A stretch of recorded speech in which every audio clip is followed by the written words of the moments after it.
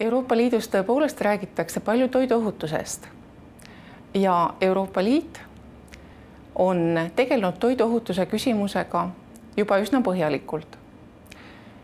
Euroopa Parlament on võtnud vastu raporti, mis kohustab märkida toiduainetele, pakenditele peale, et kui nad sisaldavad konkreetseid e-aineid, siis nende toiduainete tarbimine võib tekitada lastes üliaktiivsust, tähelepanuhäireid.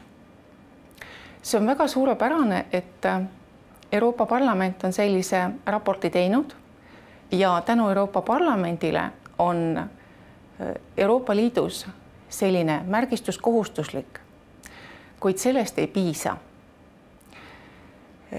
Toiduohutus on niivõrd oluline teema, sest see puudutab igaüht.